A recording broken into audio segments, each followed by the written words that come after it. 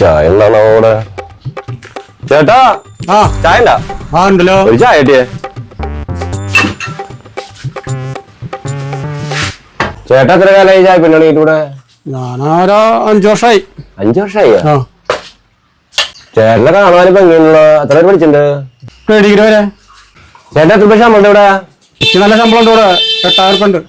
ചേട്ടന് 8000 രൂപ ശമ്പളം ഡിഗ്രി വരെ പിടിച്ചിട്ട് 40,000 രൂപ ഞാൻ പഠിച്ചേരാ. ചേട്ടൻ ഒരു കാര്യം ചെയ്യേ, എന്റെ നമ്പർ സേവ് ചെയ്തിച്ചോ, എന്നെ വിളിച്ചോ നാളെ. ഓക്കെ, ഞാൻ ചേട്ടനെ വിളിക്കുന്നുണ്ട്, നാളെ വിളിക്കുന്നുണ്ട്. ഓക്കെ ഓക്കെ, അപ്പൊ ശരി ചേട്ടാ. ഓക്കെ. അതെ, എനിക്ക് ശമ്പളം കൂട്ടിയാലുള്ള വല്ല ഇതുണ്ടോ? ശമ്പളം കൂട്ടിയാൻ പറ്റില്ല. എന്തുകൊണ്ട് ഇപ്പൊ ആ മാസം ഉണ്ടായാലും തരുന്നില്ല. അതിന്റെ തന്നെ നിക്കാൻ പറ്റുള്ളൂ, എടുക്കാൻ പറ്റുള്ളൂ, നടക്കില്ലേ? 8000 അല്ല, 8000 കുറച്ച് കൂട്ടിയാൽ മതി. ഇതുകൊണ്ട് നിങ്ങൾക്ക് അനക്ക് അറിഞ്ഞൂടെ ഇതുകൊണ്ട് എന്തോരം കിട്ടുന്നത്? അതിന്റെ തരുള്ളൂ. പറ്റില്ല, ഞാൻ പോയിക്കോ, നിക്കണ്ട. എന്നാലേ ഇതേ ഇതിന്റെ രാജികത്തായിട്ട് കണക്കാക്കിക്കോ. എനിക്ക് 40,000 രൂപ ശമ്പളം ആയിട്ട് ഒരാൾ വന്ന് പറഞ്ഞിട്ടുണ്ട്. ഞാൻ ആളുടെ കൂടെ പോവാ. വേറെ ആളെ മരിപ്പോയി.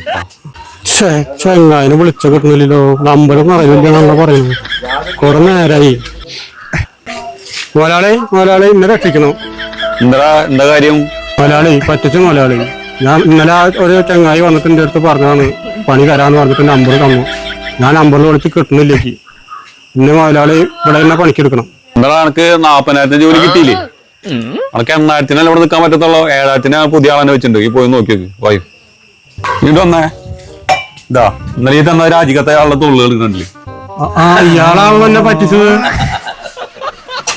കയ്യിലിരിക്കുന്നത് പോവും ചെയ്തു, കഷത്തിരിക്കുന്നത് കിട്ടിയില്ല.